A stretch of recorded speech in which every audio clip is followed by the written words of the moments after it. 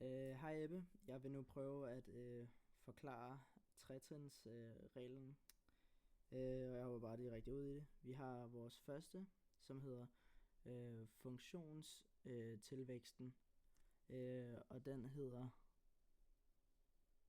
trekanten her, som er delta y, og det er så lige med f og x 0 plus h, parentes slut, minus f af x 0.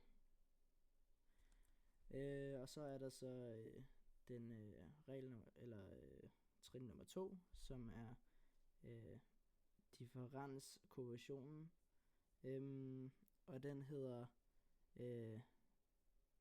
delta y divideret med h. Og så er der så det tredje trin, som er det store trin, som hedder differentialkvotienten. Og den går f mærke x0 er lige med LIM, som står for limit, når det er, at h går imod 0, som så er x0, i forhold til selvfølgelig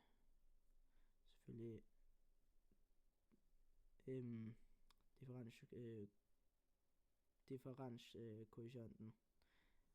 Yep. Og så vil jeg prøve at forklare det ud fra ligningen her. Det er så, hvis det er, at vi har for eksempel lige her, der har vi så x0, og så og så har vi så her, der har vi så x0 plus h. Den går op her.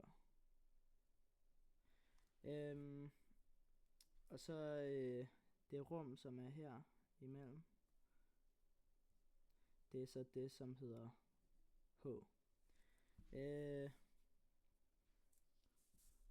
Så har vi også den skal selvfølgelig også gå ind her, og det hedder så f af x 0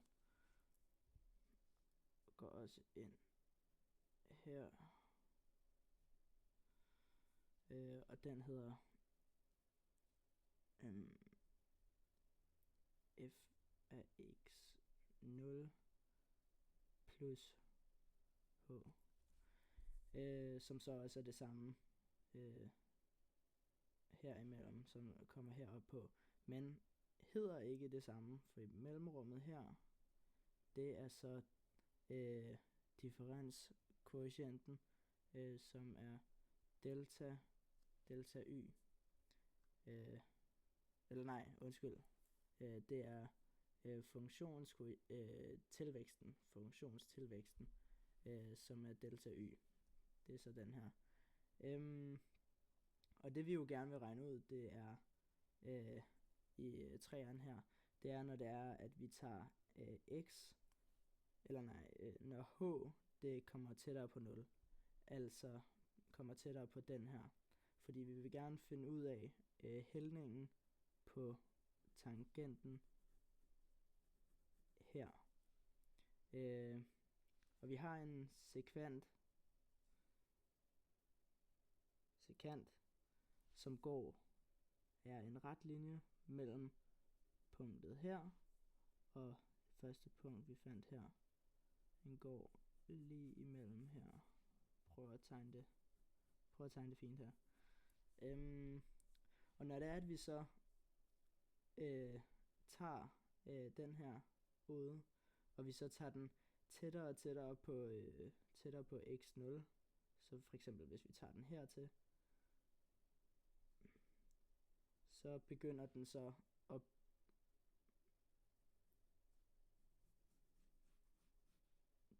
komme tættere og tættere på 0, den her tangent, som vi gerne vil have.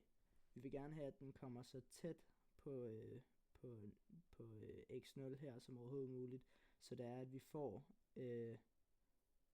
den tangent her, så vi finder ud af hældningen på tangenten. Men den kan ikke være under, fordi at så vil den her differenskvotienten, den vil så ikke give mening.